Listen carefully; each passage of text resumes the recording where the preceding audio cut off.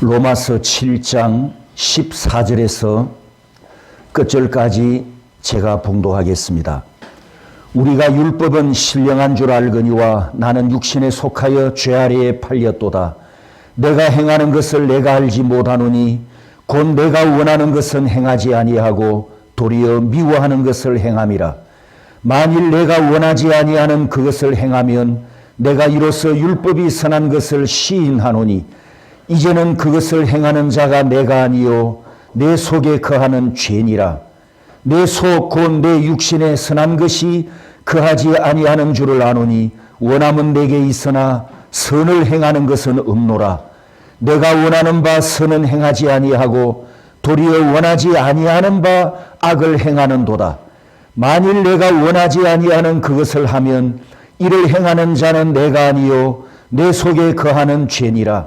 그러므로 내가 한 법을 깨달았노니 곧 선을 행하기 원하는 나에게 악이 함께 있는 것이로다. 내 속사람으로는 하나님의 법을 즐거워하되 내 지체 속에서 한 다른 법이 내 마음의 법과 싸워 내 지체 속에 있는 죄의 법으로 나를 사로잡는 것을 보는도다. 오호라, 나는 공고한 사람이로다. 이 사망의 몸에서 누가 나를 건져내랴. 우리 주 예수 그리스도로 말미암아 하나님께 감사하리로다. 그런즉 내 자신이 마음으로는 하나님의 법을 육신으로는 죄의 법을 섬기노라. 아멘. 지난 주일 우리가 만점을 받고 여러분이 귀가하셨고 또 일주일 동안 삶의 현장에 살다가 다시 하나님의 보좌 앞으로 나왔는데 일주일 동안 점수 까먹고 왔습니까? 답으로 만점입니까? 네, 우리는 답으로 만점이지요. 네, 줄어들지 않습니다.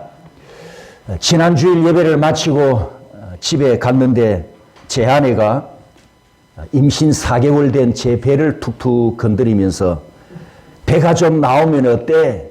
예수님의 신부인데 괜찮아요.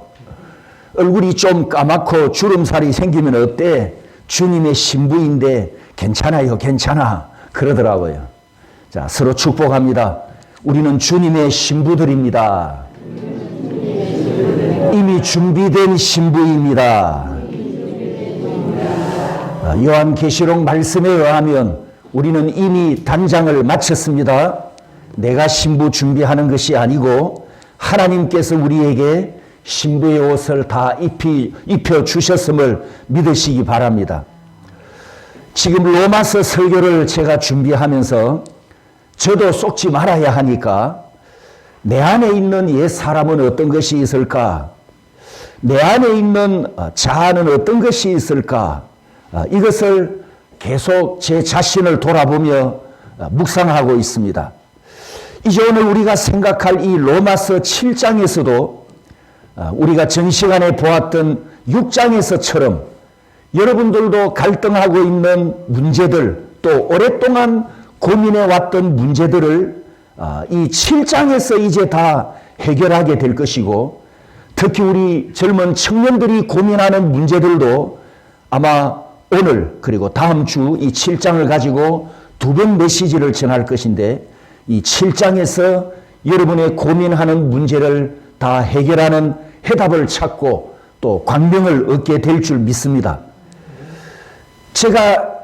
내가 속아왔었던 옛 사람 또 내 안에 있는 죄의 법은 어떤 것이 있는가 이걸 이제 묵상하면서 설교를 준비하는데 지난 화요일 새벽에 아주 생생한 꿈을 하나 꾸었습니다. 85살 된 아버지가 나타나신 거예요.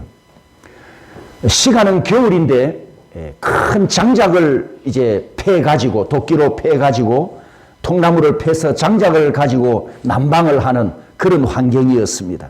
큰 통나무 절반을 패서 장작이 충분히 준비되어 있는 그런 상황인데 연로한 아버지가 나머지 절반을 다 패야 된다고 도끼를 들고 나서는 것을 제가 막 말리고 있는 그런 장면이었습니다.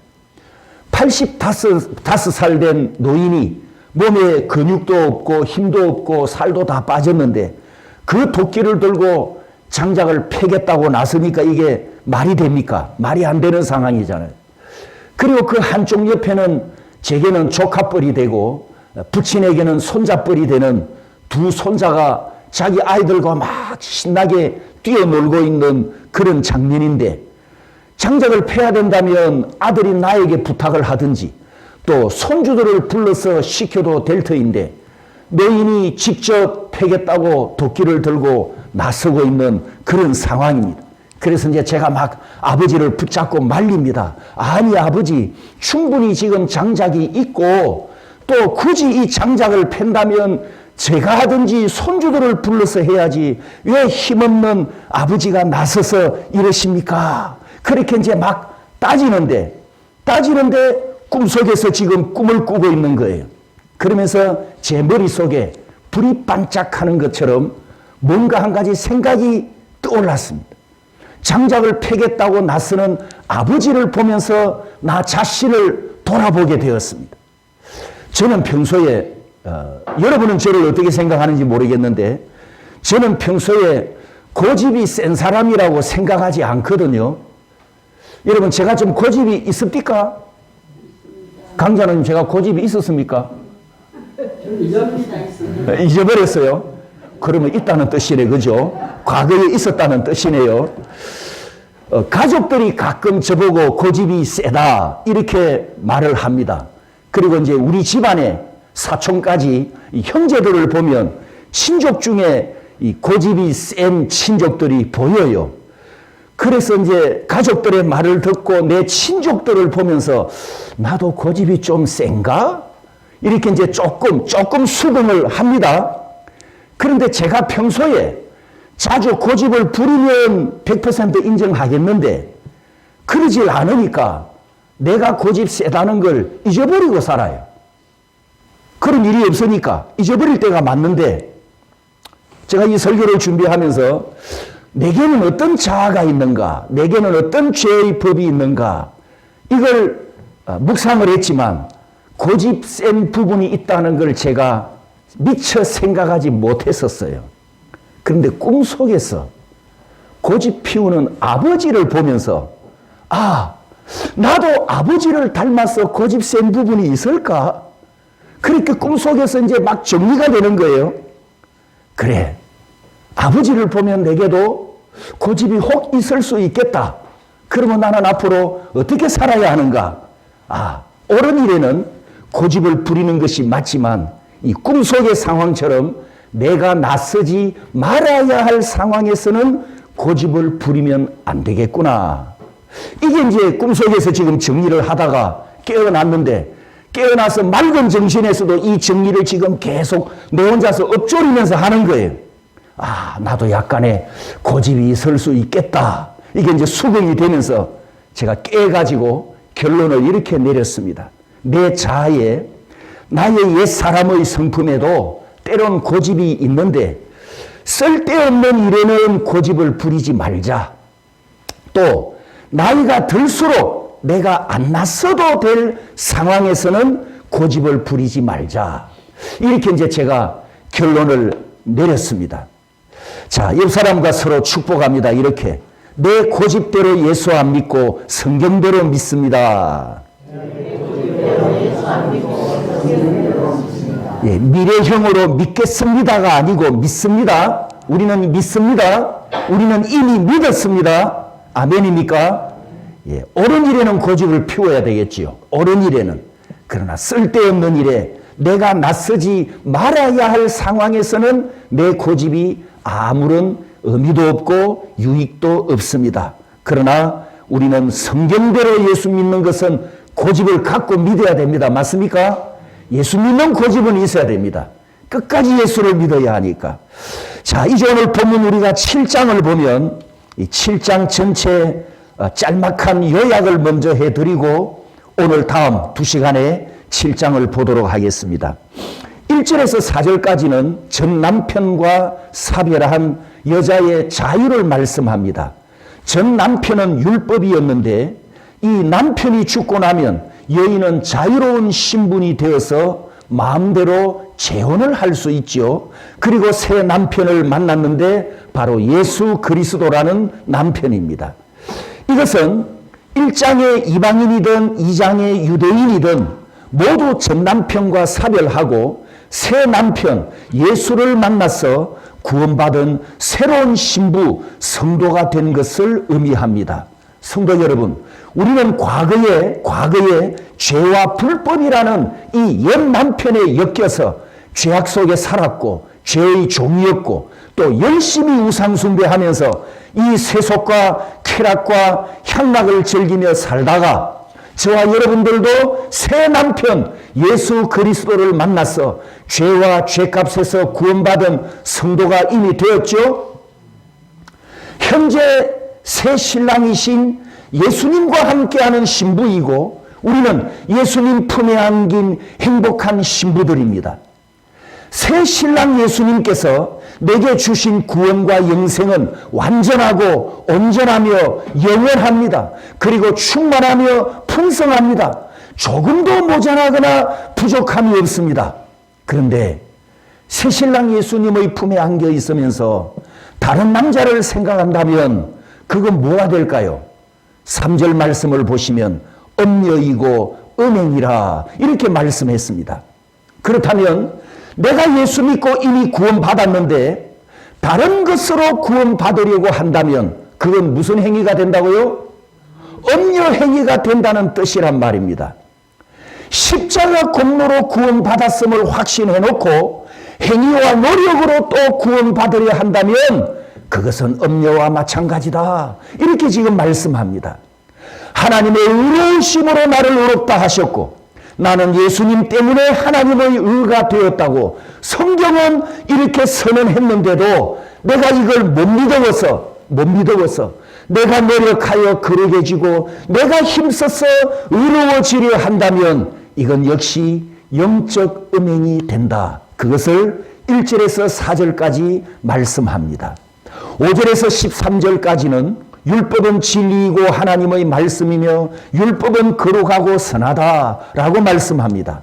5장을 반복하는 율법을 주신 목적, 죄를 정죄하고 죄인의 죄를 드러냅니다.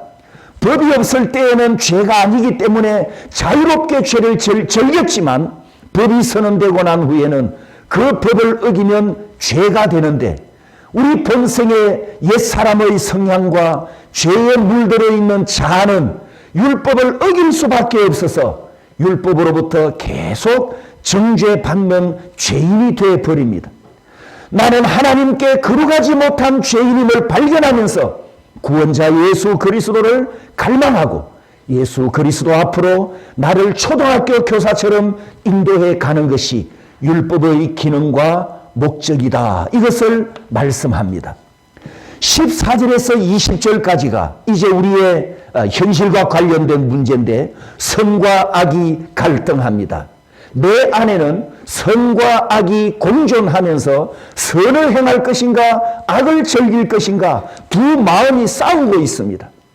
나는 당연히 선을 원하고 선을 행하려고 하지만 이건 마음 뿌리고 내 몸이 원하는 것은 내 몸이 따라가는 것은 악이라.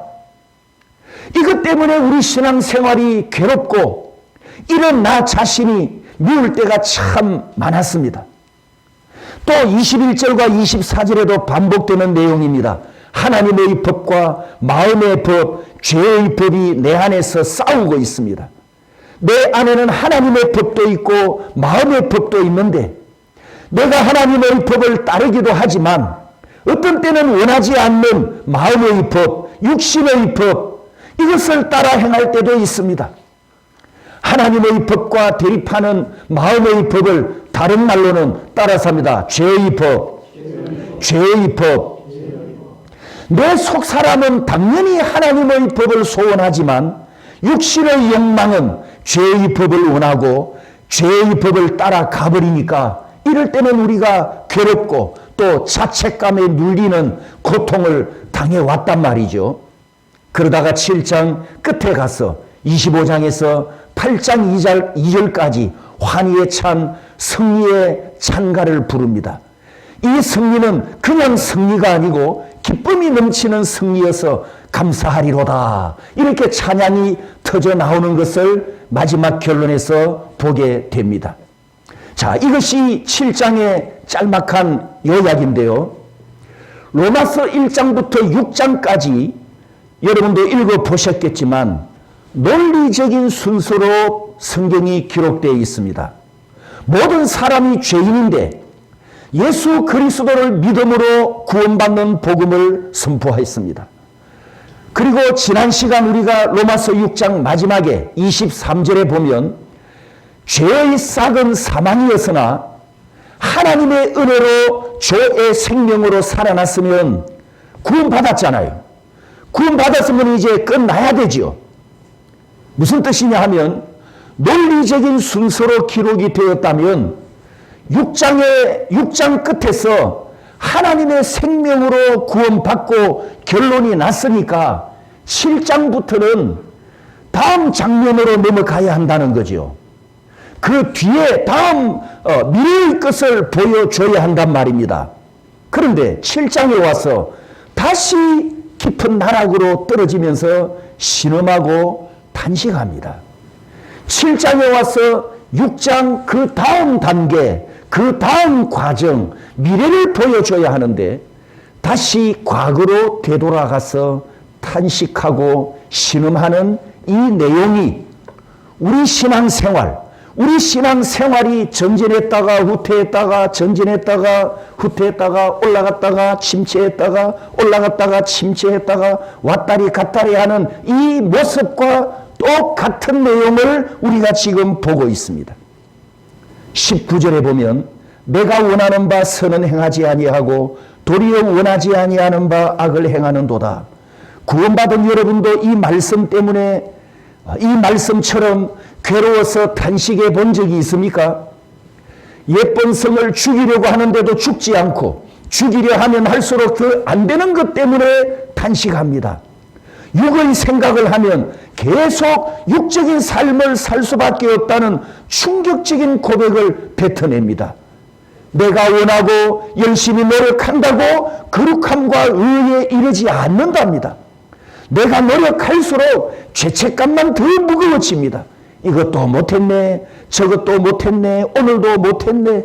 이루지 못한 것 때문에 갈등만 더 일어나고 좌절감만 더 커지는 모습을 제가 그림으로 한번 그려봤습니다. 6장과 7장이 바로 이 그림과 같은 내용인데요. 이 그림의 제목은 끄벙이의 독백입니다. 끄벙이가 전진하지 못하는 러닝머신 위에서 독백만 계속 뱉어내고 있습니다. 난 실패자야. 나는 무능해. 나는 부족해. 나는 할 수 없어. 나는 재수 없어. 이렇게 정죄감, 쪼다감, 패배감에 눌려 있습니다. 실패자야, 무능해, 부족해, 할 수 없어. 이 독백이 쓰여져 있는 글씨, 깃발 글씨가 지금 거꾸로 보이죠? 거꾸로. 이 거꾸로 보이는 것은 거꾸로 살아가는 삶이라는 뜻입니다. 많은 사람들이 나의 옛 자아를 죽이고 내가 자숙하고 자신을 좋은 사람 만들기 목표로 신앙생활을 해 가지만 이것은 종교이지 기독교 믿음이 아닙니다. 내 노력대로 잘 되면 만족하고 감정이 충만해 있다가 옛 사람이 다시 나를 지배하면 좌절해 버립니다. 이런 방법의 신앙생활은 예수 믿는 것이 아니라 자신을 믿는 모습입니다. 예수님께서 다 이미 이루어 놓으신 것을 믿기만 하면 되는데 자기 힘으로 해보려니까 늘 실패를 반복한단 말이죠. 내 탓이로소이다. 여러분 이 말을 아시죠? 내 탓이로소이다. 이렇게 자책하는 것은 종교이고 내 탓을 내가 해결할 수 없어서 대속하신 예수 그리스도만 믿고 예수 그리스도만 의지합니다. 이렇게 고백하는 것이 바로 우리 기독교의 믿음입니다. 아멘입니까? 9절 말씀에 계명이 이름에 죄는 살아나고 나는 죽었도다. 옛 본성과 싸우려고 하면 할수록 죄책감만 더 커지고 율법을 지켜야겠다고 노력하면 할수록 의가 살아나는 것이 아니라 죄가 더 살아난다고 고백합니다. 18절에 원함은 내게 있으나 선을 행하는 것은 없노라. 율법을 지켜서 선함을 이루려는 소원이 있지만 선을 행할 능력이 없다라고 정직하게 고백합니다. 또 23절에 죄의 법으로 나를 사로잡는 것을 보는도다. 내가 노력할수록 나를 죄의 법으로 사로잡아 죄 아래로 끌고 내려간답니다. 내 안에 자리 잡고 있는 죄의 법은 없어지지 않기 때문이죠. 율법을 지킬 수 없는 지체 속에 죄의 법이 나를 포로로 잡고 있답니다. 그래서 결국 남는 것은 24절의 탄식뿐입니다. 24절 우리 한번 탄식으로 외쳐볼까요? 시작. 오호라 나는 공고한 사람이로다. 이 사망의 몸에서 누가 나를 건져내랴. 이렇게 탄식만 남아 있습니다. 바로 오늘 설교 제목, 죄의 법이 계속 나를 사로잡는데 어쩌란 말인가. 여러분 대체 어떻게 하란 말입니까? 이런 상황에서 어떻게 해야 할까요? 방금 여러분에게 보여드린 말씀들이 우리에게 무엇을 가르쳐 줍니까? 내가 아무리 노력하고 애를 써도 선함과 거룩함과 의를 이루지 못한답니다. 지키려고 하면 할수록 더욱더 죄 아래로 끌고 가서 판단하고 정죄한답니다. 그렇다면 방향을 바꿔야 하지 않을까요? 전 시간에 설교 패턴이 바뀐 두 가지 중에 첫 번째, 출발과 방향이 바뀌었다는 것을 말씀드렸습니다. 믿사오니라는 믿음은 내가 제작한 믿음이고 나로부터 출발하는 내 믿음이고, 또 믿사오니의 방향도 자신이 인정하고 자신이 만족할 수준까지 올라가야 하기 때문에 결국 방향도 자기 자신이 되어버립니다. 출발도 자신이고 방향도 자신이어서 믿사오니 자기 안에 갇혀 있습니다.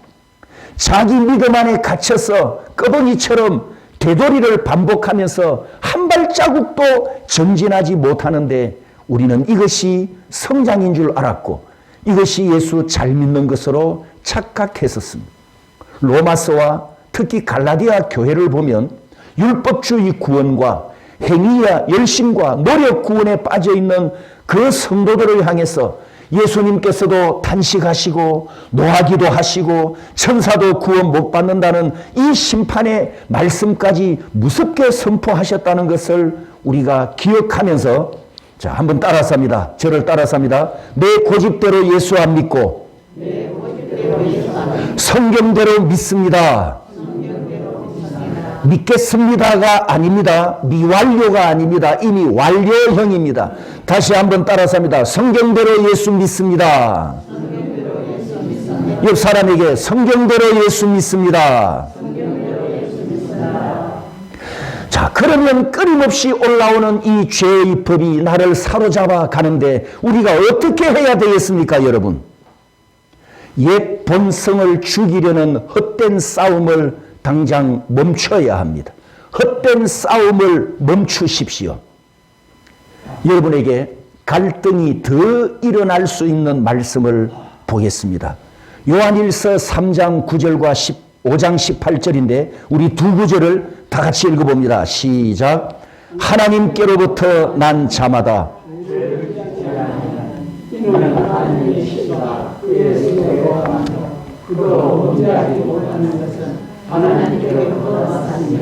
하나님께로부터 난 자는 다 범죄하지 아니하는 줄을 우리가 아노라. 하나님께로부터 나신 자가 그를 지키심에 악한 자가 그를 만지지도 못하느니라. 하나님께로부터 난 자는 하나님의 씨가 그 안에 있어서 범죄하지 않는다라고 했는데, 여러분 안에도 이 씨가 이미 있지요? 그러면 여러분 안에도 이 씨가 이미 있기 때문에 여러분은 현재 범죄하지 않습니까? 여기는 아멘 하는 분이 한 분도 없죠. 여러분은 깨끗합니까? 아니지요. 나는 그렇지 못하지요. 나는 죄 안 짓는 사람이 아니고 반대로 죄 짓는 사람이 맞잖아요. 그러면 이제 갈등이 일어나야죠. 말씀은 이렇게 되어 있는데 내가 왜 죄를 지을까? 18절 끝에는 악한 자가 나를 만지지도 못한다 그랬잖아요. 그래서 이 말씀 때문에 실제로 학생들이, 입시생들이 수학을 포기하는 사람을 수포라 그러죠. 믿음을 포기하는 심포자가 이 말씀에서 걸려가지고 많이 넘어집니다. 아니, 분명히 하나님의 말씀은 하나님의 씨가 있어서 죄짓지 않는다고 했는데, 그러면 내가 죄짓는 걸 보니까 내 안에 뭐가 없다? 하나님의 씨가 없다는 결론이 나오잖아요. 그러면서 자기 정체성에 대한 혼란이 오기 시작하는 거죠. 죽지 않는 자아와 죄성 때문에 자기 안에는 하나님의 씨가 없다고 스스로 판결을 내려버립니다. 아, 내 모습을 보니까 나는 하나님의 택함을 못 받았는가 보다. 나는 구원을 못 받았는가 보다. 여기까지 갈등을 하게 됩니다. 오랫동안 신앙생활해 오신 분 중에 아마 이런 갈등을 한 번도 안 해본 분은 없을 겁니다. 저도 모태신앙을 가졌고 복음과 율법과의 관계를 알기 전에는 이 부분에 대해서 수도 없이 갈등을 많이 했습니다. 하나님의 씨가 있는 사람은 범죄하지 않는다 했는데 죄에 넘어지는 나 자신을 보면서 도대체 죄 짓는 나는 정체가 무엇일까? 내가 택함 받았다고 했는데, 구원 받았다고 했는데 실제로 내가 범죄하는 것은 무엇 때문일까? 자, 우리가 이렇게 갈등하는 것이, 여러분, 요한일서 성경이 틀렸습니까? 아니면 내가 틀렸습니까? 이 문제 때문에 어떤 사람들은 구원이 흔들려가지고, 구원 확신이 흔들려가지고 실제로 이방, 배교하고 이방으로 타락하는 사람도 있고요. 이단과 사이비에 넘어가는 사람들도 있습니다. 2주 전 주일 오후 설교 결론에 내가 예수님의 신부인 것은 행위적인 신부가 아니라 관계적인 신부라고 말씀드린 것처럼 내 존재에 대해서 하나님과 나와의 관계가 관계적으로 나는 누구인가? 이 관계적인 정체성을 가져야 하는데 실존적으로, 행위적으로 접근했기 때문에 이런 갈등에서 벗어날 수가 없었습니다. 그러므로 성도 여러분, 내 안에서 없어지지 않는 옛 본성, 내 안에서 끊임없이 올라오는 이 죄의 법을 묵상하지 말고, 나의 부족한 부분을 묵상하지 말고 예수를 묵상해야 됩니다. 옛 본성은 내가 아닙니다. 옛 본성은 이미 십자가에서 예수님과 연합하여 죽었음을 고백했었습니다. 그런데 우리는 지금까지 옛 본성을 죽여야 돼, 난 죽어야 돼, 날마다 죽어야 돼, 이렇게 배워왔단 말이죠. 그러면서 옛 본성과 잘 싸우고 자아와 잘 싸우는 것이 좋은 신앙생활인 줄 알았습니다. 다시 정리합니다. 예수 잘 믿는 것이 좋은 믿음이 아니고 자신과 잘 싸우는 것을 좋은 믿음으로 착각했단 말입니다. 이런 거짓 자아에 우리가 속아왔습니다. 거짓 자아라는 것은 뇌와 신경 조직에 저장된 습관적 행동 형태와 같습니다. 내 삶을 통해서 습관이 되고 그 습관이 프로그램되어서 내 뇌 속에 저장되어 있단 말입니다.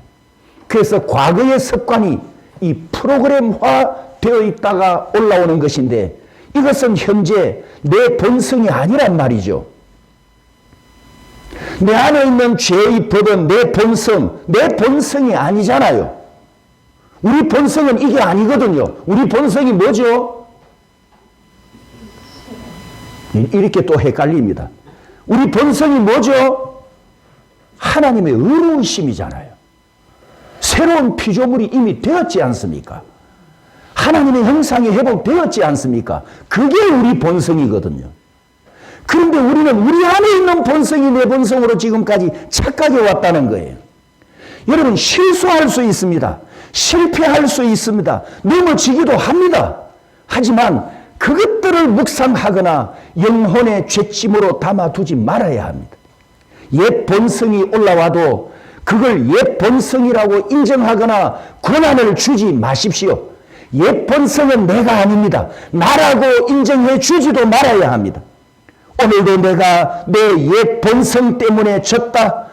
오늘도 나는 나의 옛 사람 때문에 실패했다라고 독백하는 순간 주권을 옛 본성과 거짓자에 넘겨주면서 사단이 이걸 빈틈으로 이용해서 죄책감에 시달리도록 우리를 더욱더 괴롭히고 공격합니다. 다시 말씀드립니다. 실수할 수 있습니다. 실패할 수 있습니다.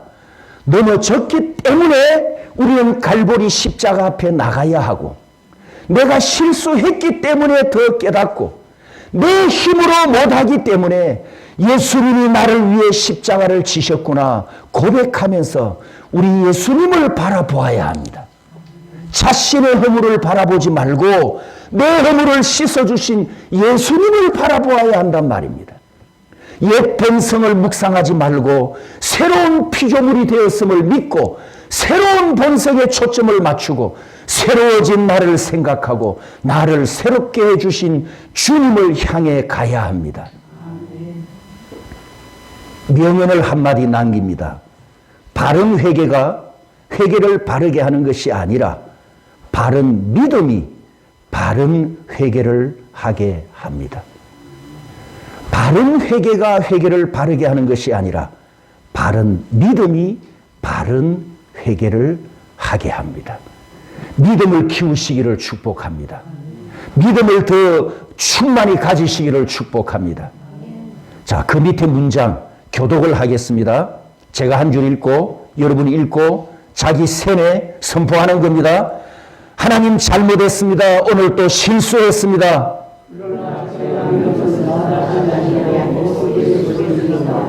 넘어진 오늘도 예수 그리스도로 말미암아 새 힘을 얻습니다.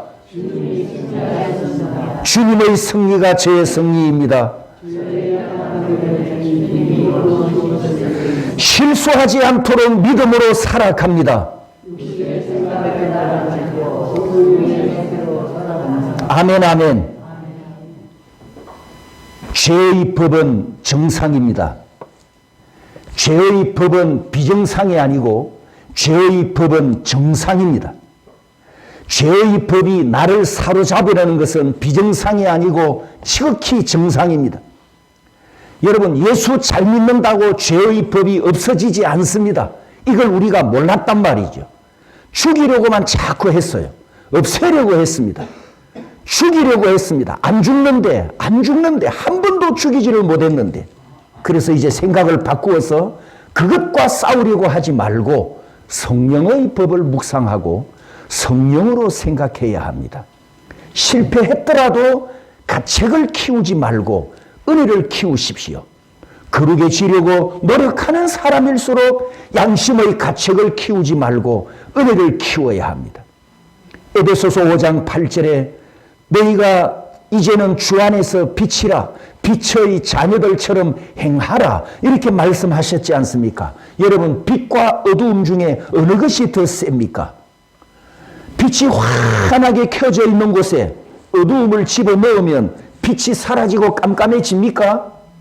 아니면 반대로 깜깜한 어두움 속에 조그마한 촛불 한 개만 켜도 환하게 밝아집니까? 빛이 훨씬 더 세잖아요.